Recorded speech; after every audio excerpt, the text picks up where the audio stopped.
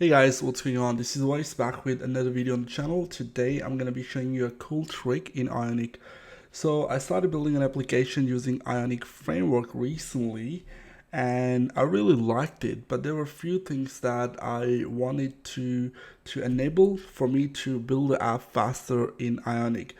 So the first thing I would like to show you that how you can debug your application right in your IDE, whether it's a WebStorm or it's a VS Code. We'll look at a WebStorm in this video. Also, I would like to show you that how you enable Cordova in your browser so you can start debugging while having Cordova enabled. There were a few things that was not really working, so I had to find a trick or a way to fix that. Let's take a look at the problem first. So if I will go and start this app with Ionic Serve, that will open my browser, which you can see on the right, and it will start the application.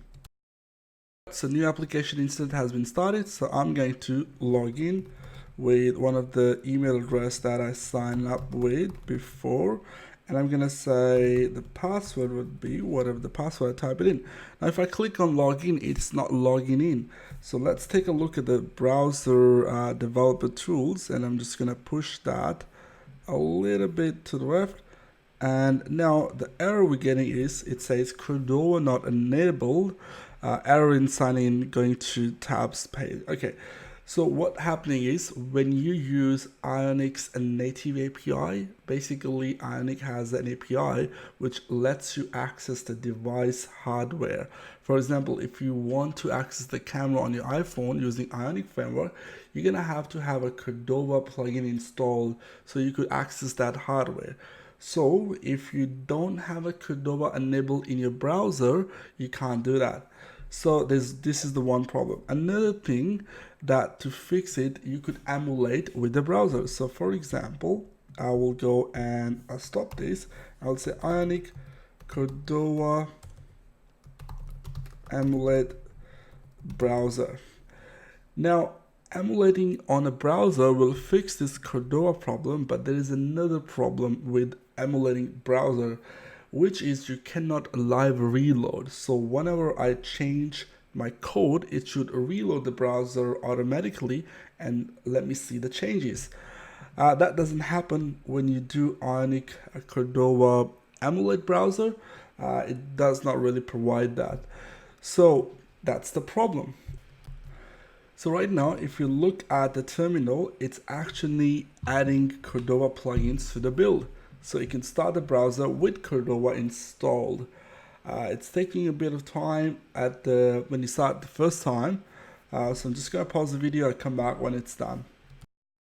Okay, so emulating is started. Now I can see in the console, I can log in. So if I go to, for example, always@gmail.com, I'll go type the password and I enter. And now I can log into the app, and here I can see that there's no Cordova issue anymore. I can use Firebase plugin. I can use any external plugin which is required Cordova. So let me go and sign out and let's go back. So right now, if I would like to debug this page, which is running on localhost 8000, I'm gonna copy this and I'm gonna go and edit the debugging configuration here. So I'll just go and paste it here. Apply, okay. Now if I start the debugger and I'll try to sign in, and here I want to do a breakpoint. So if I click here, this is very init app, and I'll refresh this, you can see I can have this debugging enabled, right? Because our server was running 8000. So this is good, but I won't be able to live reload my application. For example, if I let it go and if I go to any of the page, for example, login page, and I change the name here from login to, let's just say ABC, and I save, and now you can see it actually broke the application. It did not reload automatically. So I'm gonna stop the debugger, guys, and well, let's go back to this Ionic Serve, and let's go to the terminal. Let's go here. I'm gonna stop the server. I'm going to simply say Ionic Serve. and that should open the browser again, and it should give me a Cordova error. But I will be able to live reload my application. Let's take a look. So I'm just gonna close these tabs, and here you can see I have ABC now. So if I go change this back to login and I hit Command S on a Mac, and I can see it's building and it's reloading the application. Now I want to have a Cordova enabled here. So how do we do that? Is applying this trick. So what I'll do, I'll go to this platform where I actually build. If you do Ionic Cordova platform add browser, and also you do Ionic Cordova build browser, you'll get this folder in the platform. So what I'll do, I'll just copy this www folder, and I go back and I just right click on the parent folder, which is XP logger right now, and I'll do just paste here. And I'm going to click OK, and it'll tell me, okay, you have the same names in the folder, which is basically having the same numbers in the next folder where you're copying. So I'm just going to do override for all. Now, once I override everything, I would see that in our www folder, which is used to launch your application when you do Ionic Serve, I'm going to just expand that. And here now I have a Cordova.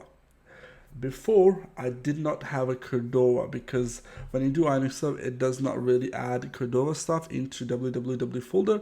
So what I did was I applied a trick here where I emulated or built a browser project, and I copied over this Ionic. I copied over to www folder. So now if I go and start our application with Ionic Serve, and I should not see a Cordova error anymore. Let me just hang on a second. It will start the browser. Once it's started, let's go to the console and take a look at the app. Okay, so now this is running through Ionic Serve, and its live reload is enabled because it's from Ionic Serve. So let's take a look at the console. Yeah, right, I don't have any errors anymore.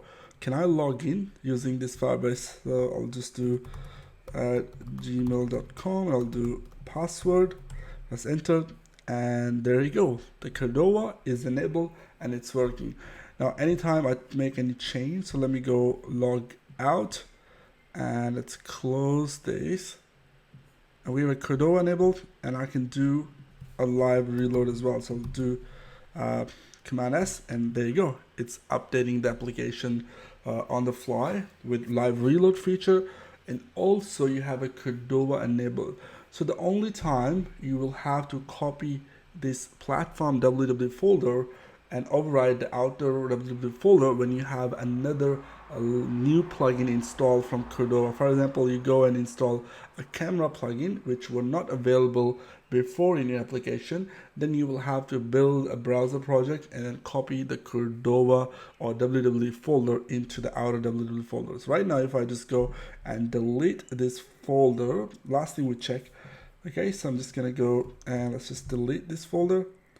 Right, you can see that it had a Cordova there, but now if I do Ionic Serve, it will build this www folder for me, but it will not have that Cordova stuff in it. Let's take a look. So it's building. There you go. So right now we can see we have assets build index.html, and our index.html is actually expecting this Cordova.js, which is not available there, right? So what I'll do, I'll just go to platform and take a look at what we have in this folder. So the difference between this folder and this folder, it had this Cordova.js source files, a plugin folder, also JS, Cordova.js file, and then Cordova plugin.js. So if you copy over these three folders and files, then it will start working with Cordova enabled in the application. And that was a cool trick. I tried to research online a lot how to enable live reload in browser emulation, but I couldn't find any, and I came to know that this is not enabled by Ionic team. So I figured out this trick that you could apply, and this is just a workaround. And yeah, if you like this trick and you think that was a viable knowledge, please subscribe to the channel and I'll be making a lot more videos in Ionic. So yeah, I'll see you guys in the next one.